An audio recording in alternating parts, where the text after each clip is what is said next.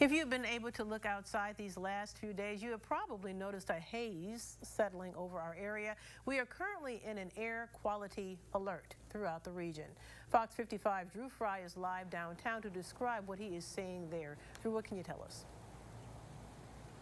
Yeah, Tara, well, it's more than just kind of your morning fog that you'd see when you go outside, and it's not just kind of that, passive haze that you might encounter. This isn't just the clouds. You can kind of see it all the way around this area. Now, the camera itself is designed to cut through that, so if you want to actually get a good look at it, you're going to want to maybe go to a window and kind of see this haze come down. But the key is, if you don't have to be outside right now for any extended period of time, you really shouldn't go outside just to protect your lungs. I talked with Dr. Mimi Guerra-Cocha with the American Lung Association, and she says right now we're in a purple level index, which is the second worst level of air quality. So really the key is, especially if you have symptoms of breathing issues, if you've had a history of breathing issues in the past, this is when you're going to want to be careful. So I'll step outside of the camera to give you a little bit of a better look from the perspective. We're out here at the Allen County Courthouse, and the sun is just starting to peek out now.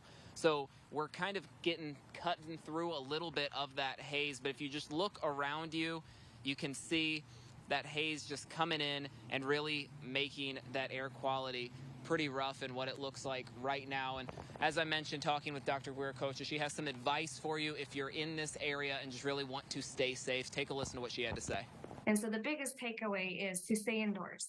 We're trying to protect our lung health by staying indoors. If you are in a house or if you're driving in a car, make sure that your ventilation is set to circulate so you're not actually bringing the air from the outside. Closing your doors, closing your windows if you're staying indoors. Yeah, and just trying to stay indoors if you can and just wait until this all kind of passes over. I mean, we've talked about these Canadian wildfires for a little while and the damage that they are doing to the air quality index. And so another piece of advice that Dr. Guerra-Cocha gave, I know you've seen this before. I'm sure you have a lot of unhappy memories associated with it. But if you start to feel sick, if you want to just protect your lungs a little bit, that mask can go right back on, that N95 mask, just to stay a little bit safer and to really keep those lungs safe in this area as we're dealing with this air quality index. So I'm going to take it down now because I'm getting ready to leave and go back into my car where it's a little safer, and I want you to be able to hear me a little bit better, but just some general advice while we're going through this to try and keep yourself safe. It's one of those things where any precautions that you can take are generally going to be able to help sometime in the long run. So I'll let Beverly handle the bulk of the weather forecast as we look ahead through today and through the rest of the week. But reporting live here in Fort Wayne, I'm Drew Fry with Fox 55 News.